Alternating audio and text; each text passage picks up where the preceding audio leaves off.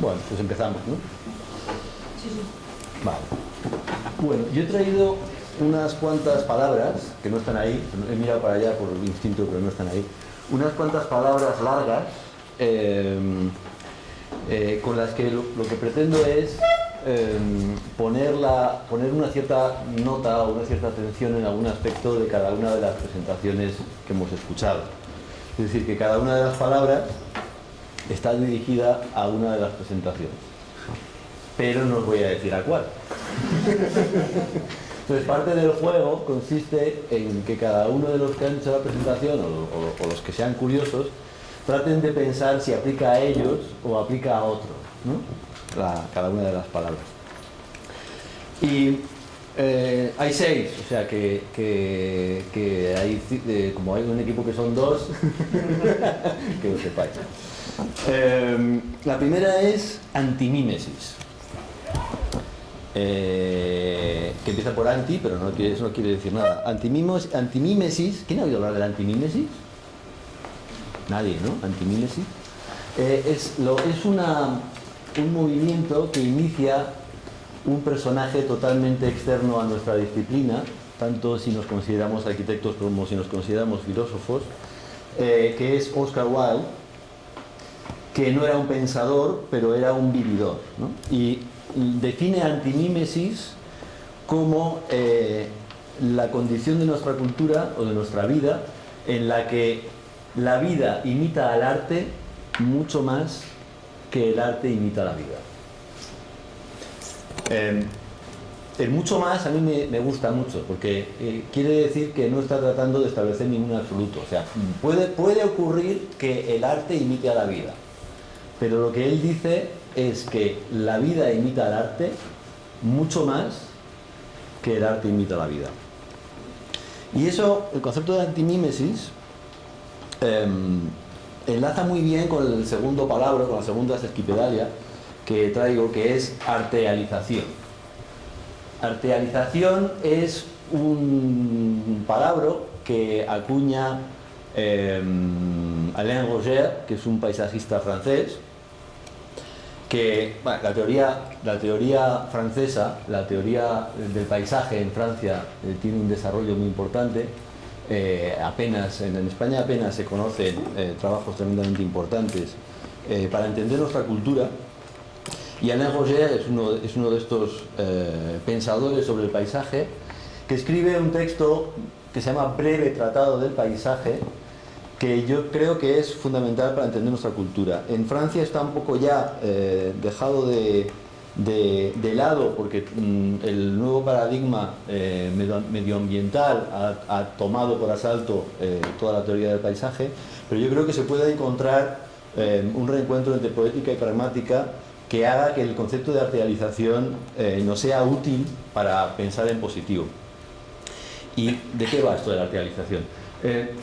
Bueno, él la acuña para definir paisaje, ¿no? Sabéis que el paisaje, la palabra aparece en el siglo XV como una representación gráfica de un territorio. Es decir, que en el siglo XV-XVI, cuando alguien dice qué bonito paisaje, se refiere a un cuadro, ¿no? Nadie diría mirando a una montaña qué bonito paisaje. De la misma manera que retrato significa representación gráfica de una persona. Nadie diría delante de una persona qué bonito retrato, ¿no? Porque un retrato es una representación gráfica. Un paisaje en el siglo XV, XVI, principios del XVII, es una representación gráfica igualmente y no se refiere al territorio. Territorio que hasta entonces era algo peligroso, terrible, algo de lo que huir. Las ciudades eran el refugio.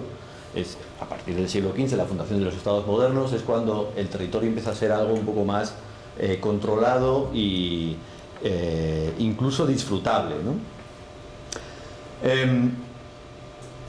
De hecho, también la idea de paraíso y naturaleza podrían ir en un discurso paralelo, puesto que paraíso es un lugar encerrado en una pared donde no existe la naturaleza en origen, ¿no?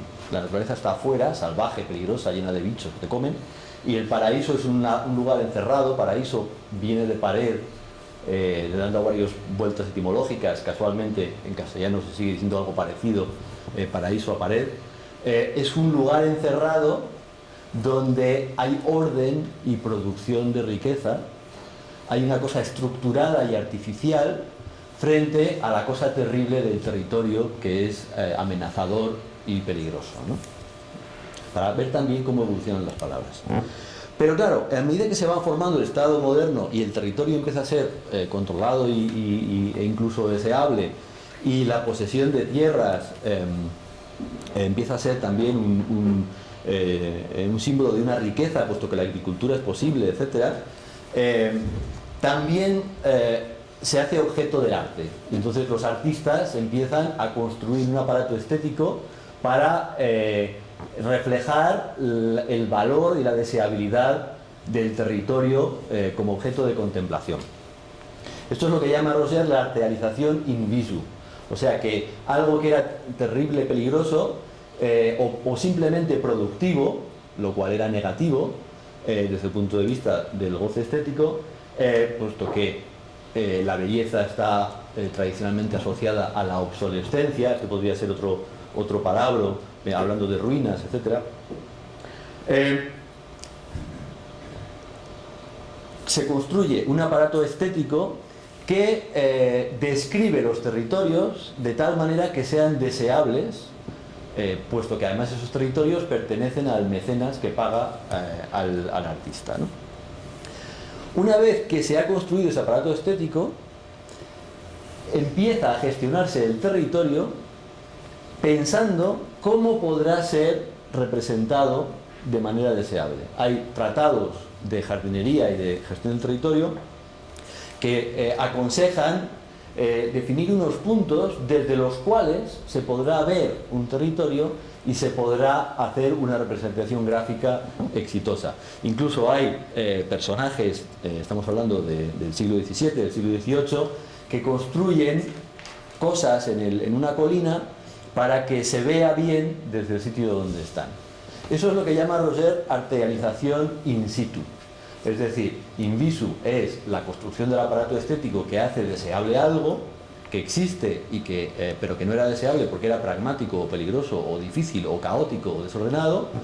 Hay un aparato estético y luego se interviene activamente en el territorio para hacerlo conformarse a ese aparato estético construido. Si pensamos otra vez en la analogía del retrato, esa representación gráfica, vemos que ocurre algo parecido. Hay unas caras, unas facciones, y hay unos artistas que artealizan, es decir, hacen una obra de arte. Por ejemplo, pensemos fotografía en blanco y negro. Unas fotografías en blanco y negro que marcan determinados rasgos, se hacen populares esos rasgos, y a partir de ahí la gente empieza a intervenir en su propio territorio para parecerse al aparato estético construido por esos artistas. Por ejemplo, cuando aparece el cine mudo, las películas de cine mudo tienen muy poca lateralidad, es decir, hay muy poco contraste, porque la rapidez para conseguir una película hace que sea muy lento, o sea, que sea muy rápido, la exposición, y por tanto el contraste de la imagen en blanco y negro es muy pequeño, ¿no? Y para poder hacer películas y que los actores puedan expresar los sentimientos, es necesario remarcar los gestos. Entonces los actores se ponen bigote, pensad, ¿cómo se llama? Valentino o Chaplin, ¿no? Todos estos con su Errol Flynn, con su bigote, ¿no? hasta llegando hasta un cierto momento.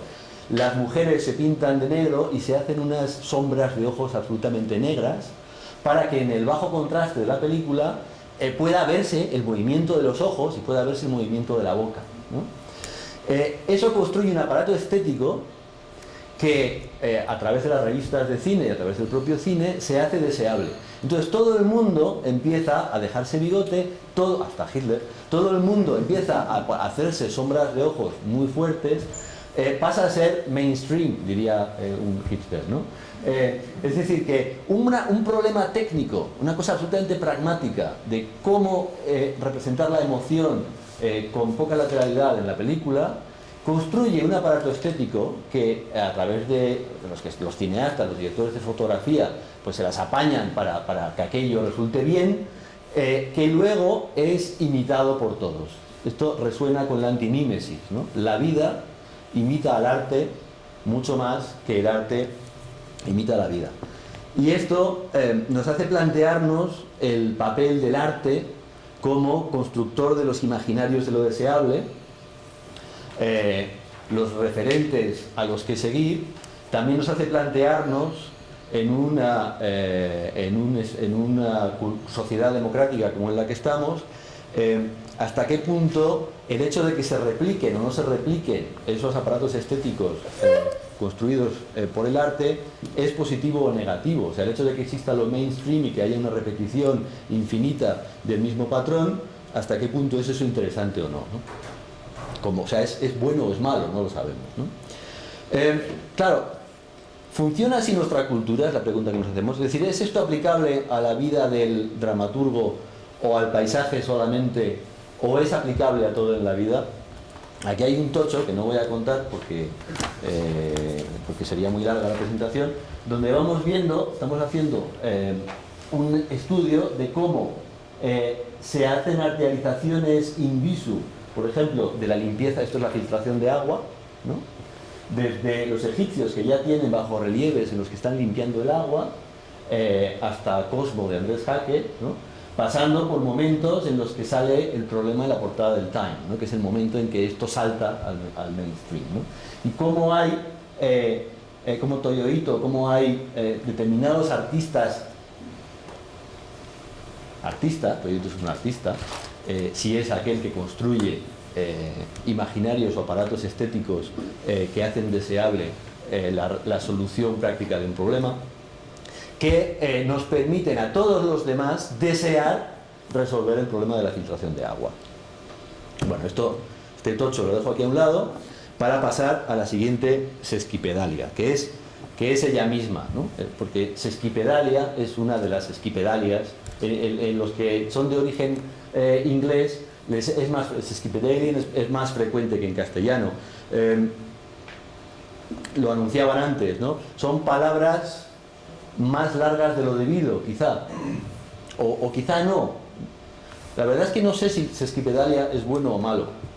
Son palabras muy largas que son muy frecuentes en este tipo de congresos, porque cuando estás tratando de definir algo nuevo, cuando estás investigando y estás tratando de pensar a partir de palabras ya usadas, cómo puedes construir un imaginario nuevo, una manera posible es juntar varias palabras o añadir sufijos, anteponer prefijos que te permiten matizar una palabra ya existente, ¿no? Hemos visto unos cuantos ejemplos, ¿no? Pero claro, si decimos reglas, y luego tenemos un conjunto de reglas, tenemos un reglamento. Un reglamento es distinto que unas reglas. Si tenemos un reglamento que aplicamos o no aplicamos, podemos estudiar los reglamentos. Y entonces lo que estudiamos es cuál es la reglamentación, ¿no? ¿Son las reglas? Pues no sé si son las reglas. Es decir, Horacio, que es el que dice en su Ars Poetica, evitar los sesquipedalia verba, las palabras de pie y medio, las palabras así de largas, ¿no? Sesquipedalia es pie y medio, ¿no? O sea, pie y medio, ¿no? Palabras así de largas. Evitadlas, porque corréis el peligro de, lo dice Horacio, no lo digo yo, corréis el peligro de parecer ampulosos y de no conocer realmente lo que estáis diciendo. Él dice evitadlas, pero es que en realidad, cuando estamos construyendo estas palabras nuevas a base de cosas que conocemos, estamos añadiendo capas de conocimiento de la que es muy difícil desprenderse, ¿no? Reglamentación no es lo mismo que reglas, aunque la gramática diga que sí, ¿no? Y la siguiente es esquipedalia, que es cosmo limes cognoscientia. Lo he dicho de un golpe. Que podríamos, bueno, es un concepto relacionado con el orden, que podríamos definir también como umbral de desorden, que es el límite de complejidad en que un observador es capaz de distinguir un principio ordenador. El límite de la complejidad en la que un observador es capaz de distinguir un principio ordenador. Eso quiere decir que el orden es subjetivo. O sea, que una cosa está ordenada o no en función de mi capacidad para entender la complejidad que existe en una disposición determinada. La música es muy útil, tampoco se sale también de nuestra disciplina, es muy útil para entender esto porque hay músicas que requieren un cierto entrenamiento o una cierta capacidad de entender la complejidad para poder ser disfrutadas, ¿no? La música clásica hindú pues es un ejemplo, ¿no? Los ingleses, cuando en la época del imperio, pues decían que eran gatas en celo, ¿no? O sea, como maullidos de gato. O sea, no eran capaces de entender nada, ¿no? Su umbral de desorden en cuanto a la música era bastante bajito, ¿no? Entonces se daban contra el muro de aquella música que no es que no tuviera orden, es que los ingleses no eran capaces de entenderlo, ¿no? Cuando empiezas a saber de los talas y de los ragas y cuando empiezas como a entrar en el ritmillo, ¿no? Empiezas a recordar, porque la memoria es tremendamente importante para las cuestiones sobre el orden, empiezas a recordar cuáles son las situaciones de la mañana, la tarde, las situaciones vespertinas en las que se van escuchando las músicas, empiezas a asociarlos a determinados moods, a determinadas modalidades de tu propia vida, empiezas a subir tu umbral de desorden, ¿no? Empiezas a distinguir un orden tal. Si a alguien le gusta la música hindú, sabe que cuando cae una nota, cae exactamente en su sitio, ¿no? Y que la relación entre quien baila, quien hace la percusión y quien hace la melodía es absolutamente precisa. Una vez que has conseguido subir tu umbral de desorden, ves que hay un orden absolutamente meridiano. Y por eso la cosmolimes cognosciencia se hace importante a la hora de juzgar cualquier idea de orden o de desorden, ¿no? Y a veces esa capacidad de distinguir la complejidad está absolutamente basada en las complejidades con las que uno se encuentra en su vida cotidiana, en su realidad, ¿no? Y aquí traigo otro palabra que es autorrealidad. Autorrealidad es una cosa que no existe realmente como concepto, porque a lo que me refiero con ella es a una cosa que deberíamos llamar realidad virtual. Lo que pasa es que la palabra está acogida ya, ¿no? O sea, tú dices realidad virtual y te imaginas unas gafas y unos guantes y un tipo haciendo así, ¿no? O sea, le estás moviendo, ¿no? Pero no, o sea, eso es una manifestación de la realidad virtual. Pero alguien mencionaba teléfonos, ¿no?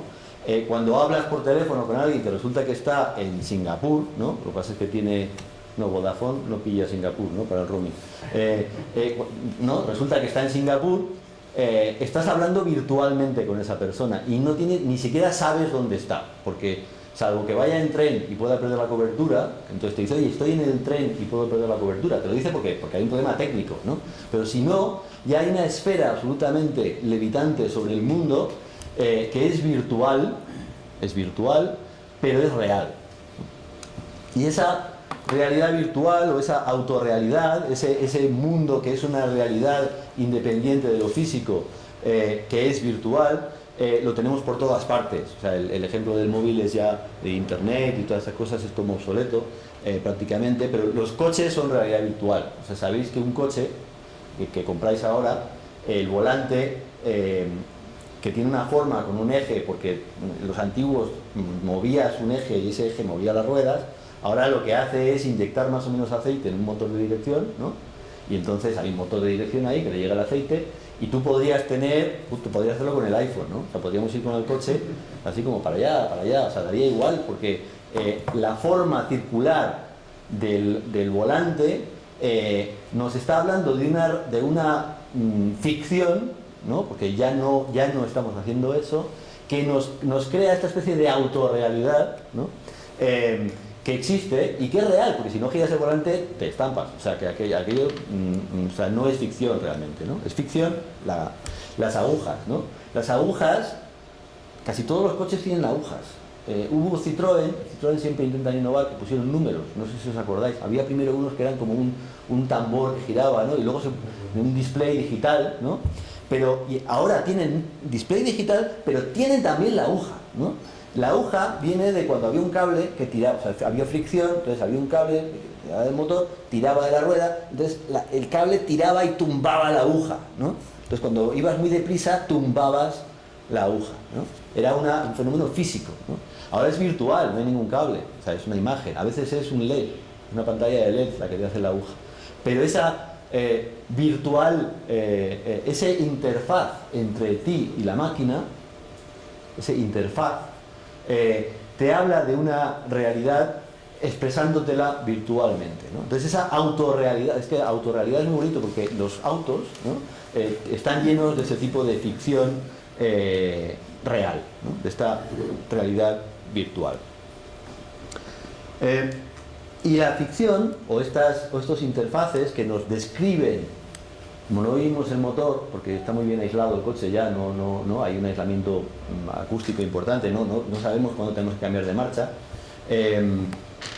la descripción se hace tremendamente importante. La descripción es como hemos empezado, hemos hablado de mímesis, hemos hablado de representación, y yo quería traer una palabra que no es redescripción, que ya la conocemos, Rorty, Rubio, todo el mundo, sino retrodescripción. Y para esa traigo una serie de imágenes, porque esto está asociado a... bueno, son palabras gráficas, ¿no? Esto de lobos con piel de mono. Es un trabajo que hicimos hace ya unos años, si esto se activa el enlace, ¿sí? Retrodescribiendo algunos proyectos que consideramos importantes en la historia de la arquitectura, ¿no? Esto es una terminal marítima internacional donde además de la propia terminal de barcos, que son ferries y tal, hay unos elementos de programa bastante complejos, difíciles de entender en plano, porque hay muchas capas acumuladas dentro del mismo lugar, hay cine, teatro, hay bueno, un montón de elementos de programa, hasta un helipuerto. Los arquitectos que hicieron esto, una pareja, lo colocaron en 3 dimensiones. Hicieron una serie de recorridos de subir y bajar para conseguir que todas aquellas cubiertas se fundiesen, o todas aquellas capas se fundiesen en un solo lugar, y además consiguiendo que las cubiertas fuesen un espacio público, ¿no? ¿Quién reconoce este proyecto? Levante la mano. 1, 2, 3, 4, 5, 6, 7, 8, casi todo el mundo, ¿no? Bien. Este proyecto, que está todo lleno de estos elementos de programa, como esto que es un estadio de hockey sobre hielo, un estadio de hockey sobre hielo, todas estas entradas, salidas, es el centro de congresos de Tallinn, en Estonia, construido en los años todavía de la Unión Soviética, porque claro, los rusos querían hacer en Estonia una pista de hockey sobre hielo, porque ellos son muy aficionados a eso, pero los estonios no querían, porque ellos no son aficionados a ello. Entonces consiguieron decir, bueno, vale, hacéis esto, pero nos hacéis también una terminal internacional marítima, nos hacéis también un parque, nos hacéis también un cine, un teatro, un centro de congresos, toda esa serie de cosas. Y los arquitectos, una pareja, muy inspirados por la arquitectura mesoamericana, son fanáticos de las pirámides aztecas, construyeron esta cosa, ¿no? Ahí está el interior, ¿no? el Palacio de Cultura y Deportes de Tallinn, ¿no? Y estos son entrelazamientos de superficies, estas branquias, ¿no? Por donde respira el programa. Tú puedes bajar, ahí bajas a una de las salas, subes a la otra, por ahí bajas, por ahí subes. Ahí hay unas chicas que están haciéndose fotos para un book, no sé de qué tipo de agencia de modelos en Estonia, no lo quiero ni pensar. Hay unos recorridos y ahí está la terminal marítima, como veis es muy sexy, muy elegante, muy bonita, ¿no? aquí hay una cosa interesante para mí, que es que todo el discurso anterior existe en este proyecto y es por el que Yokohama se hace famoso, ¿no? O sea, Yokohama abre una nueva página de la historia de la arquitectura porque hace esto que ya lo hacía este proyecto. Ese es el motivo por el que figura, pero el motivo por el que pasa, o sea, por el que llega a esas páginas, no es esto de las capas, etcétera, es que aquello es muy chulo, porque tiene una superficie, ¿no?, como curva, ¿no?, y las láminas, la maderita sabéis que venía del modelo 3D que hicieron, era muy primitivo todavía el AutoCAD en aquel momento, entonces el modelo 3D no podía más que fraccionar, hacía como un tableteado, ¿no? Y ellos pensaban hacer una superficie continua, pero haciendo el concurso pues les quedaba tableteado porque el modelo 3D no podía hacerlo de otra manera, ¿no? Y cuando ganaron el concurso, fueron a recoger el premio, los japoneses decían que uno de los motivos por el que habían ganado era por haber entendido también la arquitectura tradicional japonesa y esa superficie de maderitas que va curvándose, ¿no? Entonces, ¿no?, hay algo ahí realmente inquietante, ¿no? O sea, es un proyecto maravilloso de Yokohama, no estoy diciendo que no sea bueno, pero es curioso pensar el motivo por el que pasa la historia y qué es lo que hace que sea importante en la historia, que son dos cosas completamente distintas. Y si hacemos una retrodescripción de este proyecto, nos encontramos que quizá debería estar también en los libros de historia, ¿no? Tenemos otros, no sé cómo voy de tiempo, cuento otro que es divertido, que es este, es un stealth, no es una megaestructura, o sea, esto es una placa base bestial. ¿Veis el tamaño, no? O sea, ¿veis que estos son edificios, ¿no? Esto es una super placa base enorme, llena de elementos infraestructurales, entre los cuales está la logística y el parking, en el cual se pinchan una serie de edificios que atraviesan la placa base y se alimentan de las instalaciones, pero también de la circulación, porque todos los vehículos han entrado, se han metido ahí debajo.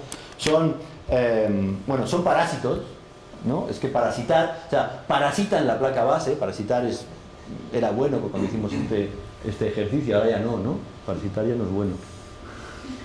No sé. Parasitan la placa base, se pinchan ahí, extraen los jugos de toda esta cosa. Luego le aplicamos la estética stealth, que en aquel momento pues también era como interesante, que es hacer facetas y triángulos, ¿no? Entonces conseguir una superficie de facetas y triángulos, ¿no? Pues le aplicamos la estética stealth, ¿no? Toda esta triangulación y tenemos un proyectazo, ¿no? Una cosa como alucinante, ¿no? Y además complejidad programática, o sea que hay hoteles, pero también hay como piscinas, restaurantes, alquiler de esquís. Uy, ¿qué ha pasado? Eso es una plaza. Esto es una plaza que está encima de la placa base. Aquí vemos todas las facetas. Bueno, como ha nevado, es como un stealth blanco, ¿no? Es como de Sejima en lugar de, ¿no? Lo que pasa es que tiene aleros. O sea, al final, el alero es lo que nos mata, ¿no? Esta es la placa base por dentro, la circulación de coches, los ascensores. Esto es horrible, las tuberías, las instalaciones. Qué bonitas las instalaciones por aquí. Esto es expresionismo funcionalista, neoexpresionismo funcionalista, ¿no?